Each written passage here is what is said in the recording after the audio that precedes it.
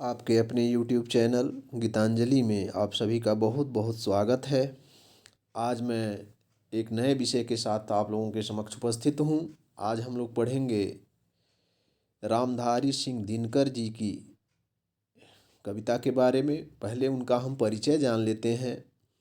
रामधारी सिंह जी का क्या परिचय रहा है, उनकी साहित्यिक और काव्यगत क्या क्या विशेषताएं रही हैं, इसको हम देखते हैं। परिचय, जीवन परिचय उनका क्या रहा है। जन चेतना के गायक और क्रांतिकारी कवि रामधारी सिंह दिनकर का जन्म बिहार राज्य के सिमरिया जिला बेगूसराय, जो पुराना मुंगेर नामक जिला था, में सन 1908 ईस्वी में हुआ था। उन्होंने बीए तक की शिक्षा ग्रहण की। इसके पश्चात उन्होंने एक माध्यमिक विद्यालय में प्रधानाचार्य के रूप में कार्य किया। उसके पश्चात उन्होंने बिहार सरकार के सब रजिस्ट्रार एवं प्रचार विभाग के उपनिदेशक तथा मुजफ्फरपुर के एक कॉलेज में हिंदी के विभागाध्यक्ष, भागलपुर विश्वविद्यालय के कुलपति तथा भारत सरकार के हिंदी सलाहकार के रूप में कार्य किया। वे राज्यसभा के मनोनीत सदस्य भी रहे।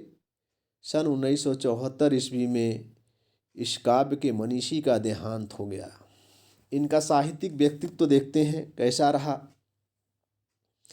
अपने राष्ट्रीय भाव से जनमानस की चेतना को नई स्फूर्ति प्रदान करने वाले राष्ट्रीय कवि दिनकर छायावादोत्तर काल के सर्वश्रेष्ठ कवि थे। उन्हें प्रगतिवादी कवियों में भी सर्वश्रेष्ठ समझा जाता है। दिनकर जी की काव्यात्मक प्रतिभा ने उन्हें अपार लोकप्रियता प्रदान की। उन्होंने सौंदर्य, प्रेम, राष्ट्र प्रेम, लोक कल्याण आदि अनेक विषयों पर काव्य रचना की, किंतु उनकी राष्ट्रीय भाव पर आधारित कविताओं ने जनमानस को सर्वाधिक प्रभावित किया। दिनकर को क्रांतिकारी कवि के रूप में भी प्रतिष्ठा मिली। उन्होंने रश्मिरथी एवं कुरुक्षेत्र जैसी रचनाओं में अपनी जिस प्रतिभा का परिचय दिया, वह सदैव अविस्मरणीय रहेगा। आइए हम लोग दिनकर जी की कृतियों के बारे में देखते हैं। दिनकर जी मूलतः सामाजिक चेतना के कवि थे। उनके व्यक्तित्व की छाप उनकी प्रत्येक रचना में दृष्टिगोचर होती है। उनकी इस प्रमुख काव्य रचनाओं का संक्षिप्त परिचय इस प्रकार है। रेणुका, इस रचना में अतीत के गौरव के प्रति कवि का आदर भाव तथा वर्तमान की नीरसता से दुखी मन की वेदना का परिचय मिलता है। दूसरी इनकी कृति हुंकार, इस काव्य रचना में वर्तमान दशा के प्रति आक्रोश व्यक्त हुआ है। रसवंती, इस रचना में सौंदर्य का काव्यमय वर्णन हुआ है। सामधेनी, इसमें सामाजिक चेतना, स्वदेश प्रेम तथा विश्व वेदना संबंधी कविताएं संकलित हैं। कुरुक्षेत्र, इसमें महाभारत के शांति पर्व के कथानक को आधार बनाकर वर्तमान परिस्थितियों का चित्रण किया गया है। उर्वशी और रश्मिरथी, इन दोनों काव्य कृतियों में विचार तत्व की प्रधानता है। ये दिनकर की प्रसिद्ध प्रबंध काव्य हैं। दिनकर जी की गद्य रचनाओं में उनका विराट ग्रंथ संस्कृत के 4 अध्याय उल्लेखनीय हैं। इसके अतिरिक्त उन्होंने कई समीक्षात्मक ग्रंथ भी लिखे। दिनकर जी की काव्यगत विशेषताओं के बारे में हम थोड़ा जान लेते हैं।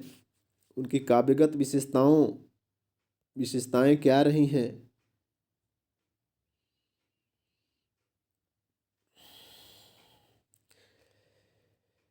पहली, भाव पक्षीय विशेषताएं। दिनकर जी ने कविता को छायावाद के सम्मोहन से मुक्त किया तथा उसमें राष्ट्रवादी तथा प्रगतिशील विचारों को स्थान दिया। उनके काव्य की भावपक्षीय विशेषताओं का विवरण निम्न प्रकार से है। राष्ट्रीयता का स्वर, दिनकर जी राष्ट्रीय चेतना के कवि हैं। दिनकर जी का मत था कि राष्ट्रीयता हमारा सबसे बड़ा और महान धर्म है तथा पराधीनता हमारी सबसे बड़ी समस्या। इनकी कृतियां त्याग, बलिदान और राष्ट्र प्रेम की भावना से परिपूर्ण हैं। हिमालय का आवाहन करते हुए कवि का स्वर इस प्रकार गूंजता है। ले अंगड़ाई हिल उठे धरा कर निज विराट स्वर में निनाद, तू शैल राट हुंकार भरे फट जाए कुहा भागे प्रमाद। दिनकर ने भारत के कण कण को जगाने का प्रयास किया। हिमालय को जगाने के माध्यम से भारतीयों को जगाने का यह प्रयास कितना प्रभावपूर्ण बन पड़ा है। ओ मौन तपस्या लीन यति पल भर कर तू दृगोन में रे ज्वालाओं से दग्ध विकल है तड़प रहा पद पद स्वदेश।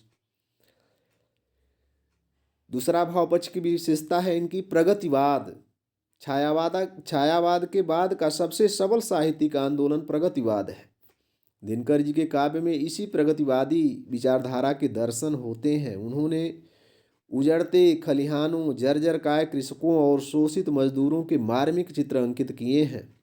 वर्तमान युग की दयनीय दशा पर कवि ने तीव्र आक्रोश प्रकट करते हुए क्रांति का शंखनाद किया है। सूखी रोटी खाएगा जब कृषक खेत में धर कल हल, तब दूंगी मैं तृप्ति उसे बनकर लोटे का गंगा जल। दिनकर जी की हिमालय, तांडव, बोधिसत्व, कसमई देवाय, पाटलिपुत्र की गंगा आदि सभी रचनाएं प्रगतिवादी विचारधारा पर ही आधारित हैं। तीसरी इनकी भाव पक्ष की विशेषता क्या है? प्रेम और सौंदर्य। कवि ने स्वीकार किया है कि राष्ट्रीय चेतना उनके भीतर से नहीं जन्मी वरन परिस्थितियों के फलस्वरूप उत्पन्न हुई है। सच तो यह है कि रामधारी सिंह दिनकर सुकुमार कल्पनाओं के कवि हैं। कोमलता और सुकुमारता से उनकी कोई काव्य भूमि अछूती नहीं है। उनके द्वारा रचित काव्य ग्रंथ रसवंती की कविताएं प्रेम और सौंदर्य से परिपूर्ण हैं। उनका उर्वशी काव्य तो प्रेम और श्रृंगार का खजाना है। रस निरूपण। दिनकर जी को प्रायः वीर रस का कवि माना जाता है। वास्तव में ओज के क्षेत्र में दिनकर जी ने महानतम कार्य किया है, किंतु उनके काव्य में श्रृंगार और करुण रस को भी उतना ही महत्व प्राप्त है। आइए इनकी कलापक्षीय विशेषताओं पर थोड़ा सा देखते हैं। भावपक्षी विशेषताओं के साथ ही दिनकर जी का कला पक्ष भी बड़ा सबल और प्रौढ़ है। उनकी कला, उनके काव्य में जो कला पक्ष की विशेषताएं हैं वह दर्शनीय हैं। पहला है परिष्कृत खड़ी बोली। दिनकर जी की भाषा जो है वह भाषा के मर्मज्ञ कवि हैं। उनकी भाषा उनके व्यक्तित्व से प्रभावित है। उनकी भाषा परिष्कृत खड़ी बोली है, वह बोलचाल की भाषा से थोड़ी अलग है। छायावादी कवियों के समान उनकी भाषा कोहरे में डूबी हुई नहीं है, वरन पूरी तरह स्पष्ट है और उसमें भावों को व्यक्त करने की अद्भुत क्षमता है। उसमें चित्रात्मकता, ध्वन्यात्मकता और मनोहारिता है। अलंकार योजना। दिनकर जी के काव्य में अलंकार बाहर से थोपे हुए नहीं हैं। अनुभूति को साकार रूप देने के लिए वे बिना किसी प्रयास के प्रयुक्त हुए हैं। उन्होंने मुख्य रूप से उपमा, रूपक, उत्प्रेक्षा, दृष्टांत आदि अलंकारों के प्रयोग किए हैं। उपमा अलंकार का एक नया रूप इन पंक्तियों में प्रस्तुत है। लदी हुई कलियों से मादक टहनी एक नरम सी, यौवन की बनिता सी भोली गुमसुम खड़ी शर्म सी।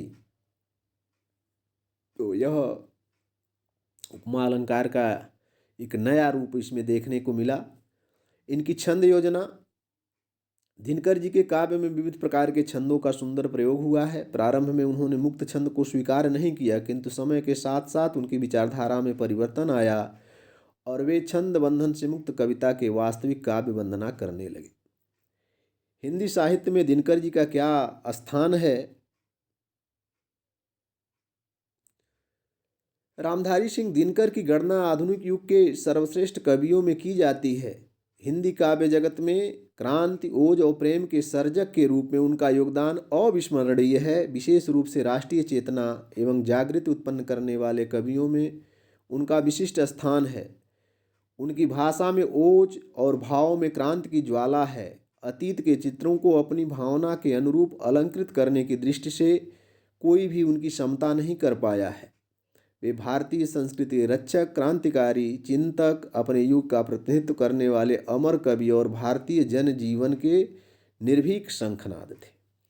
तो यह उनका संक्षिप्त साहित्यिक और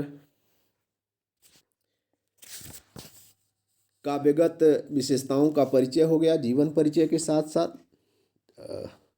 जीवन परिचय यहीं समाप्त होता है। धन्यवाद।